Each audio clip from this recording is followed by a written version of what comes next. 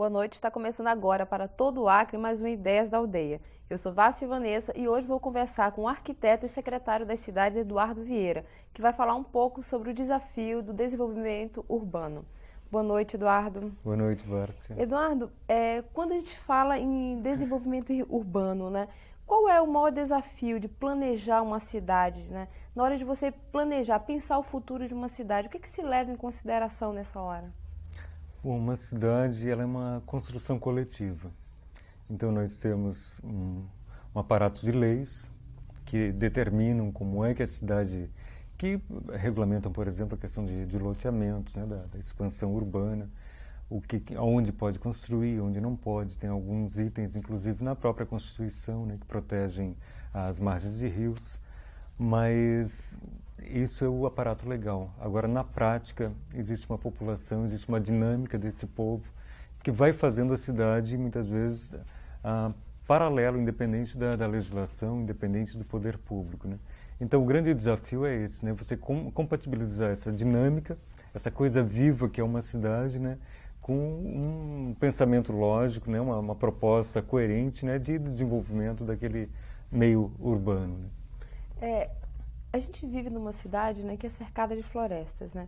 E por incrível que pareça, que existe uma contradição. Apesar de sermos cercados por florestas, as cidades, o Acre, como um estado da região norte, e Rio Branco, como uma cidade que também é da região norte, ela é uma cidade pouco arborizada, né?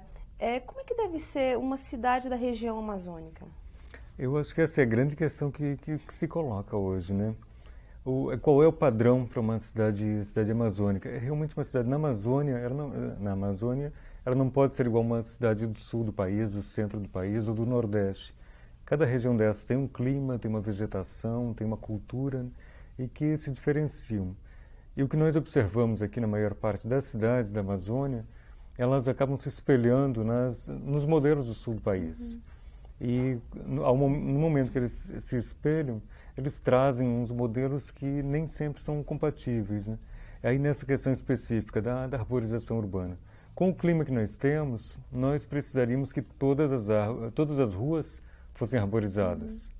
Porque caminhar numa calçada, onde tem calçada, no caso de Rio Branco, né?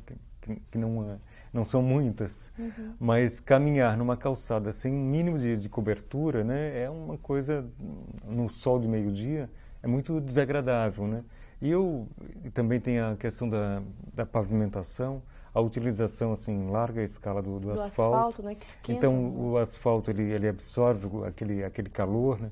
Então acaba gerando uma câmara totalmente imprópria, né, para o ambiente, para a vida humana, né? Então, se nós tivéssemos as ruas todas elas arborizadas, os quintais arborizados, nós já teríamos uma forma muito natural de amenizar esse clima. Como é que muda essa visão, Eduardo? Porque, por exemplo, se você for olhar nas famílias mais antigas, né, era comum aqui você ter o quintal, né, cheio de frutas, de árvores, até de ervas medicinais, né? Como é que você faz com que volte esse olhar, né, de maneira que as pessoas entendam que isso daí é uma maneira de desenvolver e desenvolver com qualidade, né? Então, eu acho que tem alguns momentos aí que nós temos que observar. Um é esse que você se refere, né, daquele quintal bucólico com árvores, né, com jardim na frente, com uma horta nos fundos, né, que eu acho que é um passado. Depois houve um segundo momento, que é nesse momento que começam a copiar os modelos do sul do país, no momento que tudo que é casa tem que ser de brasilite e que a vegetação é sinônimo de floresta, ou é sinônimo de atraso, e as pessoas passam então a estender suas casas e a impermeabilizar todo o solo. Então é muito comum, eu recordo quando eu cheguei aqui procurando uma casa para morar, e o que as pessoas falavam assim, como grande vantagem, olha, o piso é todo cimentado. Então isso era uma grande vantagem ter o piso todo cimentado. Que na verdade é uma desvantagem para o nosso clima. É uma né? desvantagem, claro, você não tem um mínimo de sombreamento, né? Não tem um arejamento correto da edificação. E eu acredito que agora nós estamos entrando num terceiro momento, assim, a partir até, eu reivindico um pouco, assim, até para as iniciativas do Estado, né? Com a implantação do Parque da Maternidade, com cuidados que a gente tem com todos os nossos prédios, né, que sempre se reserva uma área para o paisagismo, né, para o plantio de árvores em qualquer empreendimento que nós fazemos. Esse cuidado assim, tem sido muito grande, né? Então, o que a gente observa é que esse conceito então tá mudando mais uma vez, né? Hoje, quando a gente observa um novo empreendimento comercial, ele já está reservando também, ele não pensa só em estacionamento, em pavimentar tudo e fazer estacionamento. Já estão reservando um pouco de espaço para uma jardinagem, para o plantio de algumas árvores e também nas residências, né?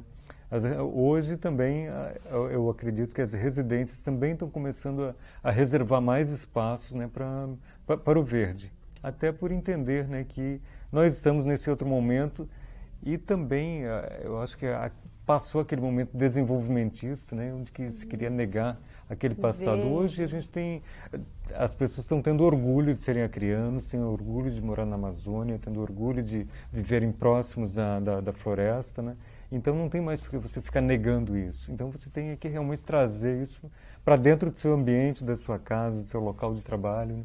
Então eu acho que essa lógica ela começa a mudar um pouco. Sim.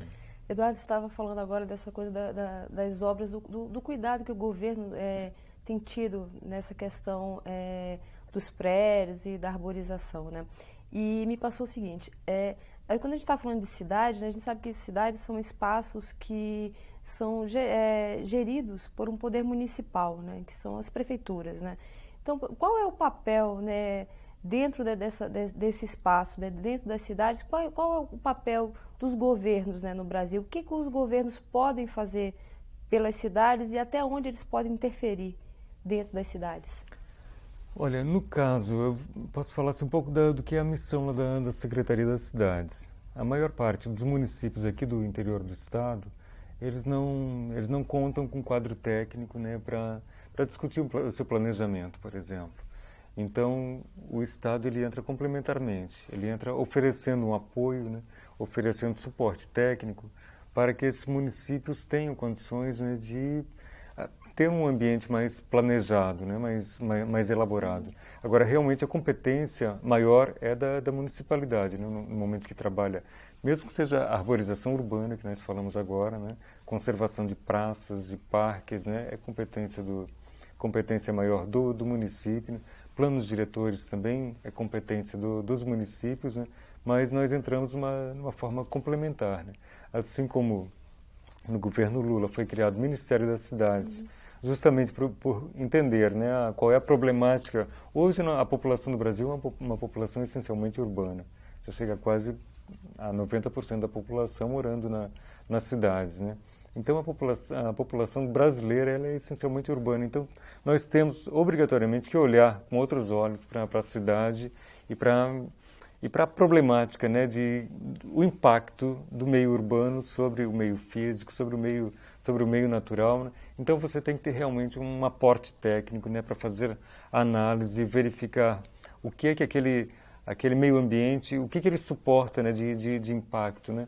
Porque a gente sabe que no momento que você concentra a população, você tem um consumo de água, você tem a destinação, depois que você usou a água, né? Qual é a destinação então, do esgoto, o tratamento de esgoto, as redes de coleta, né? E toda a infraestrutura urbana que uma população necessita, né, para a sua vida, né? Então, são vários fatores, né, que tem que ser juntados, né? Então, tem agora a competência do Ministério das Cidades, competência da Secretaria das Cidades, né, e a competência de cada municipalidade, né? Então, nesse somatório é que a gente quer chegar a oferir ganhos, né, na qualidade de vida urbana, né? Eduardo, falando dessa história do Ministério das Cidades, né? Foi criada a lei, né, que agora pelo governo federal, que está obrigando as prefeituras, todas as cidades com mais de 20 mil habitantes, né, elas vão ter que obrigatoriamente ter feito um plano diretor até 2006, não é isso? Perfeito. Qual a importância desse plano diretor e se nós temos, por exemplo, condições aqui no Acre de cumprir com essa meta do governo federal? Olha, em primeiro lugar, assim, essa lei é o Estatuto da Cidade. E o Estatuto da Cidade, ele é resultante de uma mobilização muito grande que houve no país em torno da reforma urbana. Então, assim como tem todo o movimento de sem terras, pela reforma agrária, né, houve um movimento muito forte, né, chamado pela reforma urbana, e que culminou com a aprovação do Estatuto da Cidade. Então, esse Estatuto da Cidade é que ele determina que as cidades com mais de 20 mil habitantes, elas tenham seus planos diretores. Aqui no caso do Acre, são poucos os municípios. Citando, né, nós temos, obviamente, Rio Branco, né? Temos Cruzeiro do Sul, temos Sena Madureira, temos Feijó, Tarauacá e agora também Senador Guiomar. Então, são esses municípios que obrigatoriamente terão que ter seus planos diretores até o ano de 2006. Esse é, inclusive, um condicionante, né, para a captação de recursos federais. Então, é um condicionante que esses municípios tenham, a partir dessa data, né, esse plano diretor. No caso específico de Rio Branco já tem um plano diretor. Mas o que o Estatuto da Cidade diz é que o plano diretor tem que ser elaborado junto com a comunidade. Não pode ser como foi feito em outros tempos. Só pelo poder público. Né? Só pelo poder público. E, em muitos casos, assim, o poder público contratava uma consultoria externa. Então, no caso aqui de Rio Branco, por exemplo, traz uma equipe de São Paulo, vem para cá. Que, de repente, não conhece a realidade. Faz uma leitura rápida e cria um plano diretor para a cidade. Então, esse plano diretor, para o Estatuto da Cidade, ele não é válido.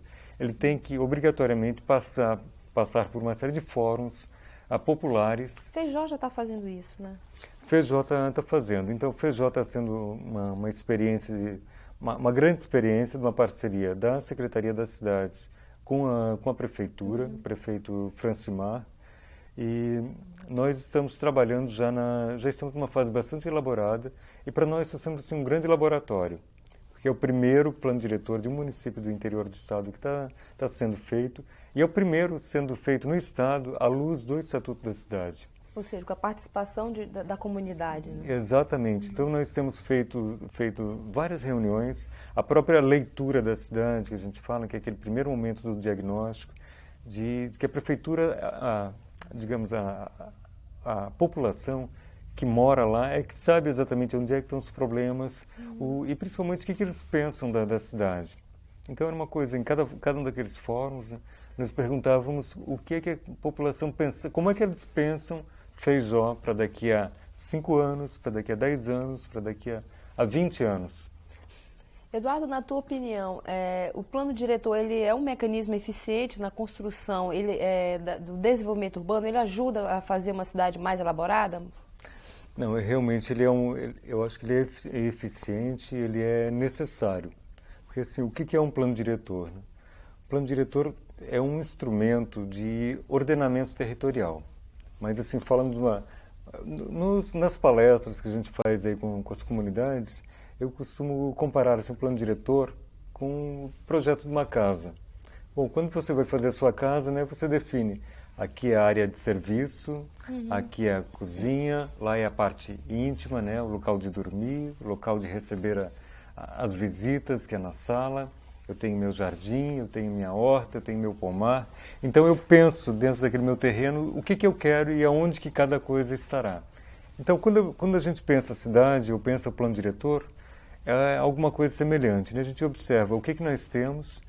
Então nós temos uma grande área que tem um rio, tem uma floresta, tem uma montanha, tem um local onde que eu vou pegar água, fazer a captação da água, tem um local onde que eu vou colocar o lixo. Então eu não posso ignorar o problema do lixo, então o lixo vai estar colocado em tal local, o lixo tem que estar bem longe da captação da água, o esgoto tem que estar jogado lá para o outro lado.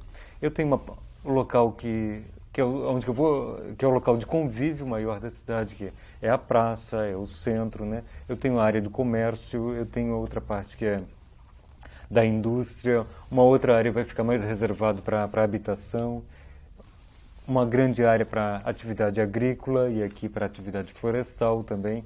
Então se faz essa leitura geral, vê quais são as necessidades daquela comunidade e a partir daí se vai definindo os usos. Espaços. Exatamente. Né? Então o papel do plano diretor é isso, definir o que eu posso fazer e aonde que eu posso fazer.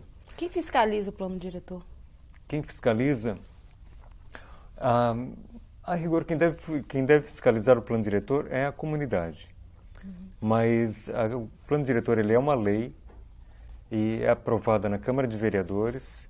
A responsabilidade pela execução do plano diretor, pelo cumprimento dele, é do Executivo Municipal. E quem deve estar fiscalizando é a Câmara de Vereadores junto com a comunidade. Então, e esse coletivo, né, que estabelece a dinâmica da cidade, do crescimento da cidade, né, e eles é quem tem que ir avaliando. E o plano diretor, assim como eu sempre falo que a cidade é um corpo vivo. Então, ele se organiza, ele tem sua dinâmica, ele tem... Então, algumas coisas, quando se faz no plano diretor, não se previu. Então, em determinados momentos, você vai ter que alterar algumas coisas. Ele não pode ser estanque, uma peça fechada, uma lei que ela é válida infinitamente. Não, você faz aquela lei. O ideal é que o plano diretor ele tenha um conselho. Surgiu uma nova demanda, você chama esse conselho e ele avalia. Quer dizer, ele está aberto à mudança. Ele tem que estar aberto a mudanças, né? Não estava previsto a implantação de uma determinada indústria naquela cidade. Bom, mas tem um empresário que quer implantar aquela indústria.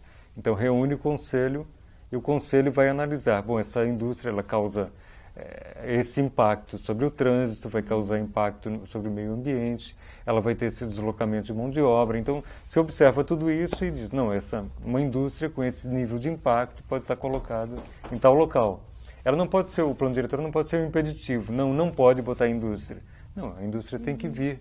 Ela é benéfica para o município, gera empregos e tudo mais. Então, mas aonde que ele vai, onde que ela vai se instalar e em que condições, né? Que cuidados ela tem que ter com seus efluentes, por exemplo, né? Para não contaminar o meio ambiente, a não contaminar o ar, não ter poluição sonora. Então, se tem poluição sonora naquela indústria, tem que estar afastada da residência, tem que estar afastada de escola, afastada de ambiente hospitalar, por exemplo. Então, tudo isso, esse ordenamento, ele vai se dando dentro dessa dinâmica. Ok. Eduardo, a gente vai continuar falando sobre esse desafio de fazer uma cidade planejada e com mais qualidade de vida, mas depois do intervalo, tá?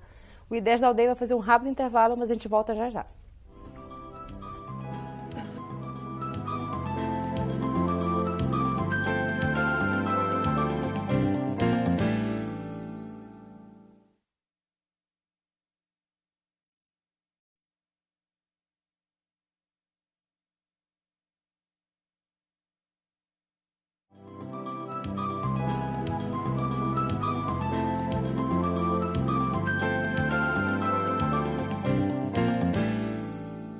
O I10 da Aldeia está de volta conversando hoje com o arquiteto e secretário das cidades, Eduardo Vieira.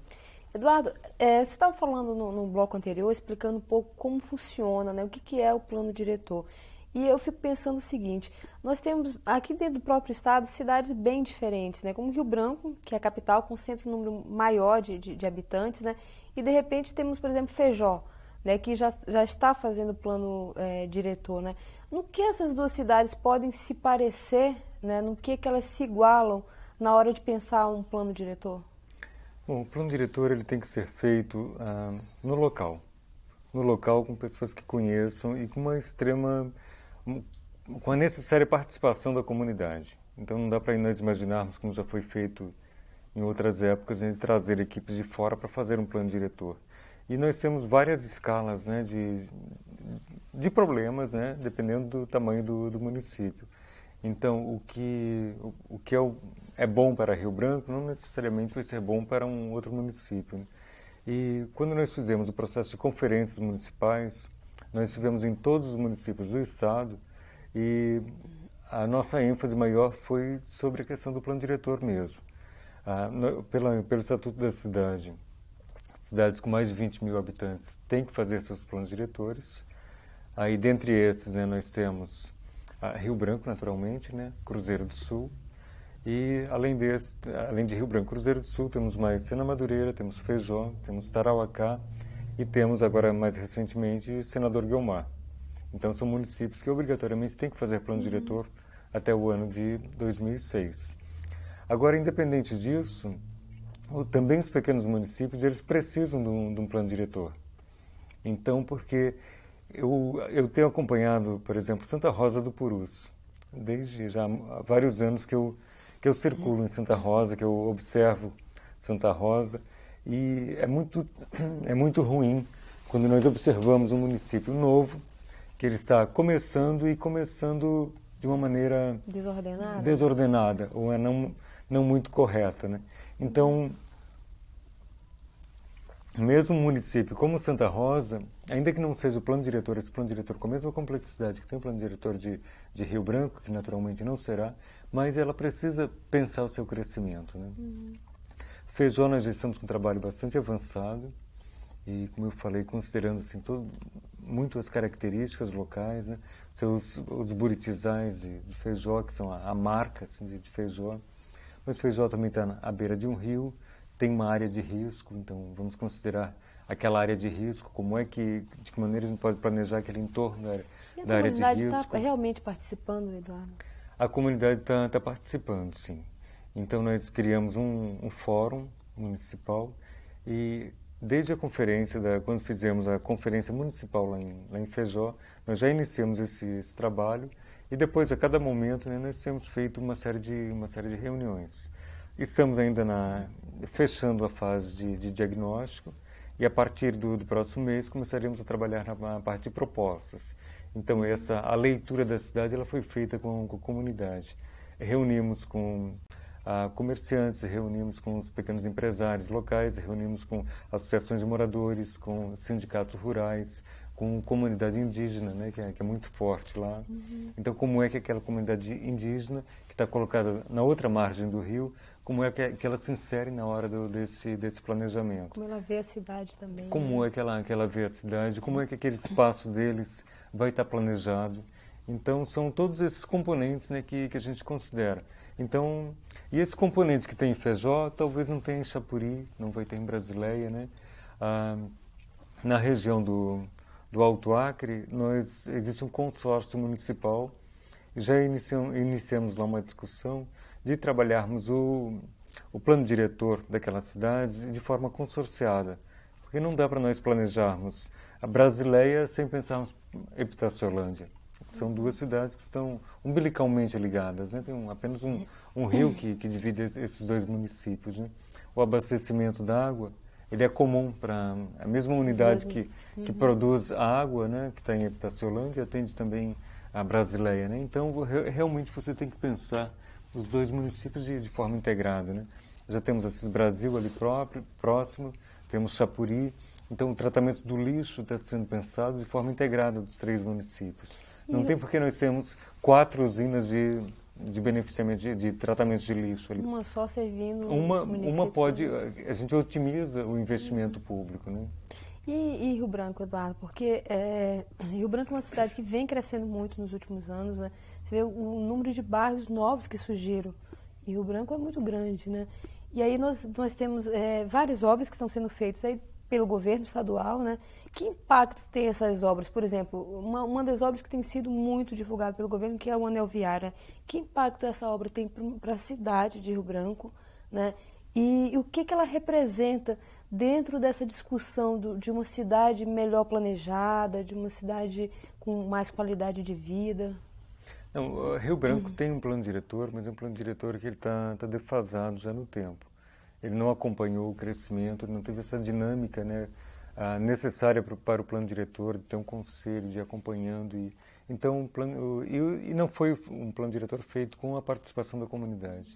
Então, pelo que reza, né, o Estatuto da Cidade, Rio Branco vai ter que fazer um novo plano diretor, um plano diretor que seja participativo. E aí, cada um desses empreendimentos, o anel viário, de uma certa forma, ele estava previsto, né, nesse plano diretor antigo, né, mas não exatamente com o traçado que está sendo executado. E o anel viário vai ser um indutor muito forte do crescimento da cidade.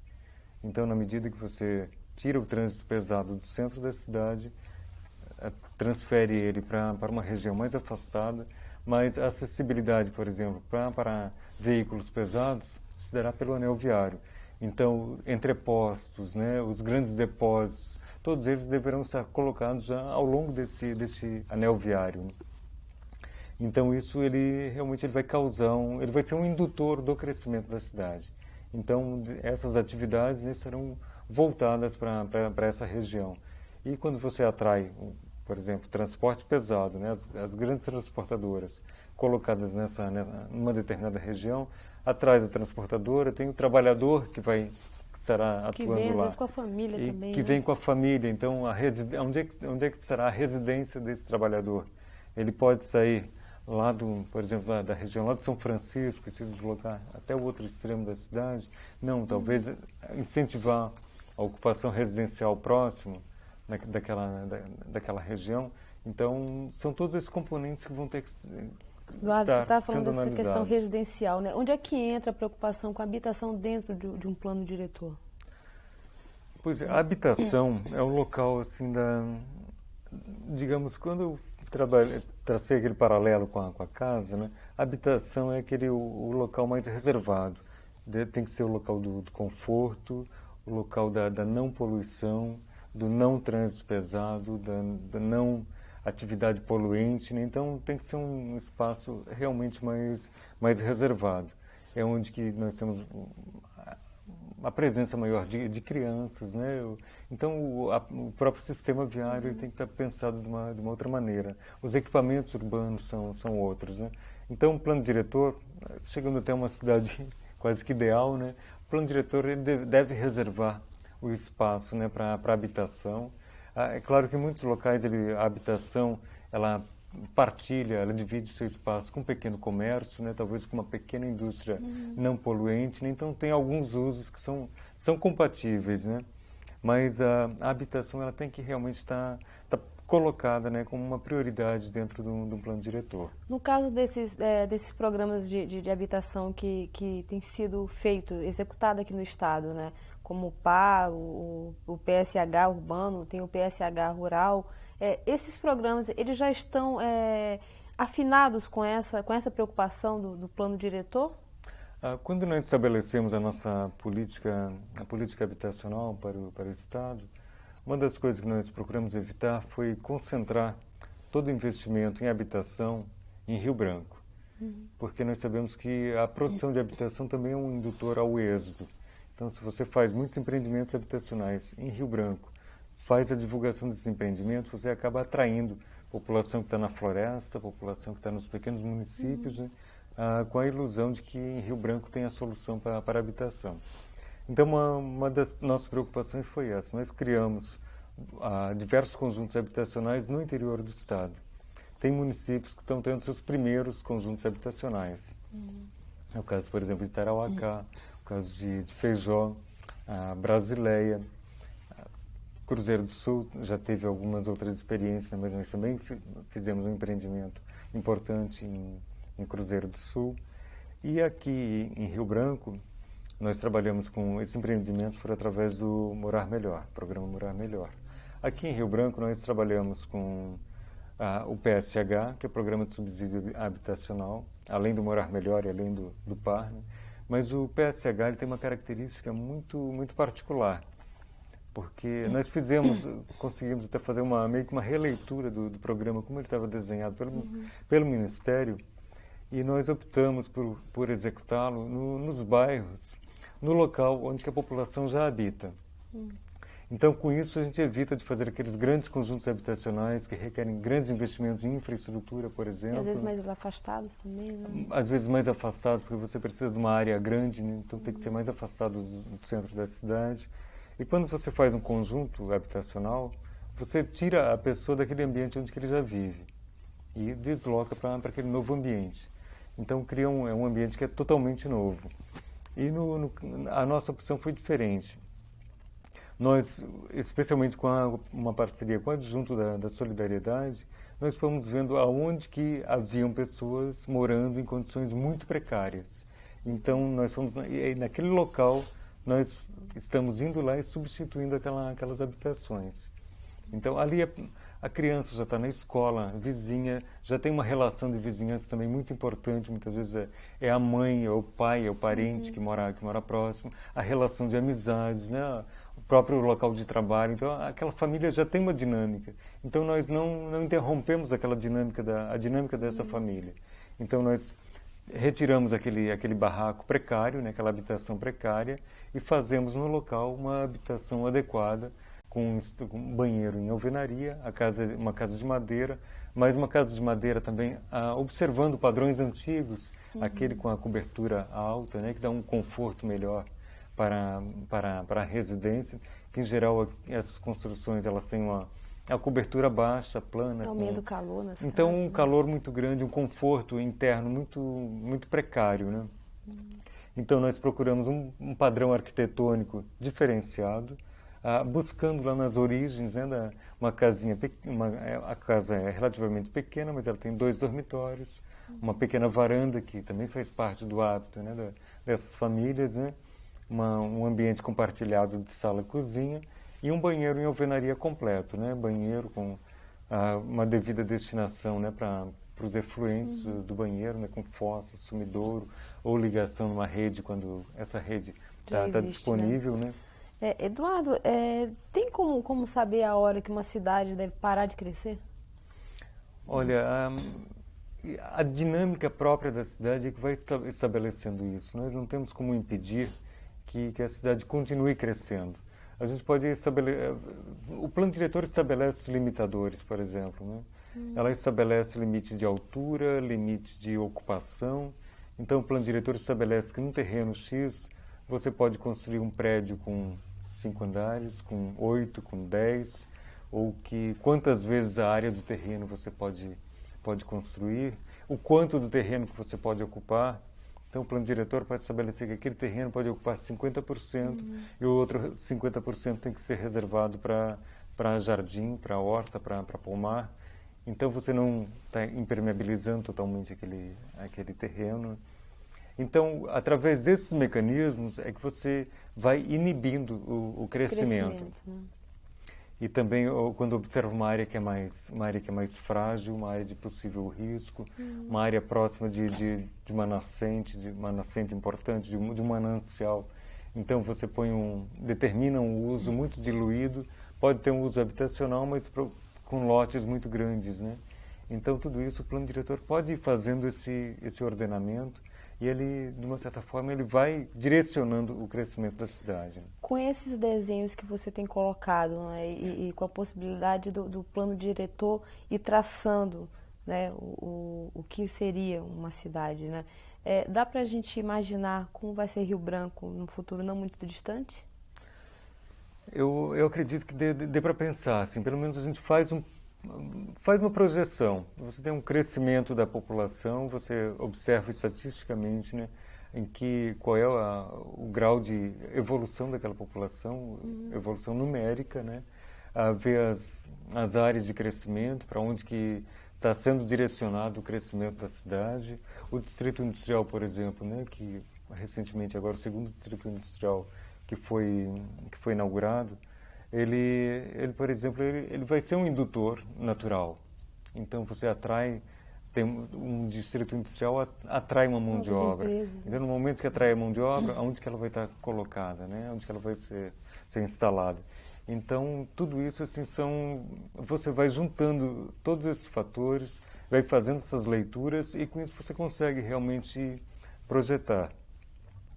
Mas aí assim tem um investimento também que a gente tem que fazer muito grande na questão da cultura. Nós começamos essa entrevista falando um pouco de arborização e essa é uma das coisas em que eu prezo muito, assim, que eu entendo que em Rio Branco, em todas as cidades do Acre, as nossas cidades têm que ter uma cara de cidade amazônica. E no meu entendimento, uma cara de cidade amazônica é uma cidade que ela está aberta para o rio. Ela tem que ter um diálogo constante com o rio, ela não pode dar as costas para o rio, tem que respeitar os seus igarapés, seus igapós, tem que respeitar a flora da região. Então nós temos que fazer a arborização urbana, utilizando espécies aqui da região. Então já existem estudos, o Parque Zoobotânico tem estudos muito importantes com relação a que espécies da região são compatíveis com o uso em arborização urbana, que tem algumas espécies, né, que pela característica de copa e de raiz não são compatíveis, né? Mas a comunidade também tem que estar sensibilizada. Eu ainda lamento muito assim cada árvore que é tombada na cidade, e com muita facilidade aqui as pessoas cortam uma árvore ou podam de uma maneira que eu digo que não é nem poda, é uma mutilação, faz uma mutilação da árvore. E quando menos se espera, uma árvore que está no passeio público, que aquela árvore não é da residência que está colocada naquele lote, mas uma árvore que está no passeio público, ela é da comunidade. Então não pode aquele morador vir ali e podar aquela árvore de qualquer maneira, e muito menos eliminá-la. E a gente observa isso com muita frequência. Então me parece que existe, né, ainda um pouco no inconsciente coletivo essa coisa de que estamos na Amazônia, tem muita árvore, tem muita vegetação. Eu tirar uma árvore que está ali na frente da minha casa não vai fazer diferença. Mas engano, é um grande engano. Aquela árvore que está ali, ela propicia... Nós temos poucas árvores, é só você observar como as pessoas, em determinados momentos, procuram aquela sombra daquela árvore. E quando você chega na sombra daquela árvore, aquele microclima já é totalmente diferente. Então, vamos multiplicar aquela árvore por dezenas, por centenas de árvores. Quando eu vejo o que aconteceu com as mangueiras ali no 2º distrito, aquelas 8 mangueiras que são históricas, estão numa área do patrimônio histórico, né? E que foram todas elas envenenadas, foi um crime de forma criminal mesmo. Então foi um envenenamento deliberado, que alguém foi lá, fez um furo, injetou veneno, e que eu espero que está um processo no Ministério Público, eu espero que seja identificado o autor desse crime. E eu vejo assim que aquilo ali é uma coisa que é incabível dentro hoje do nosso conceito de meio ambiente, de defesa do meio ambiente. Nós não podemos mais aceitar um ato desse. E fizemos um ato muito bonito no Dia da Árvore, né, com as crianças lá da escola da Maria Angélica e outras escolas do bairro. E o que eu imagino que uma criança daquelas, que participou daquele ato, que vem, eu conheço o trabalho que a direção do Maria Angélica faz com aquelas crianças, eu imagino que aquelas crianças, elas quando jovens ou quando adultas, ou hoje mesmo... Vão crescer com uma outra concepção. Vão crescer com uma outra concepção, e até mesmo assim para levar para suas casas, não permitir que o seu pai, sua mãe, ou quem quer que seja, né, corte uma árvore de forma assim tão deliberada, tão impune, né? Eu acho que aquela criança ali, aquela consciência que está sendo formada, ela é muito importante, né, para essa cidade que você falava, para a nossa cidade ideal. A nossa cidade ideal tem que ser uma cidade muito arborizada, muito florida, e nós temos o nosso Parque da Maternidade, né, que completamos agora 2 anos do Parque da Maternidade, né? Nesse final de semana o parque estava em festa, né, por conta desses 2 anos. E eu acho que o Parque da Maternidade traz uma contribuição muito importante para a cidade, né, nessa nova visão do que pode ser uma cidade dentro da Amazônia. Ok. Eduardo, eu queria agradecer a tua presença aqui no programa, foi muito bom conversar com você. Tá bom, eu agradeço também e estamos sempre à disposição. Obrigada. Boa noite. A você das 22 cidades do Acre que nos acompanhou, uma boa noite e até o próximo programa.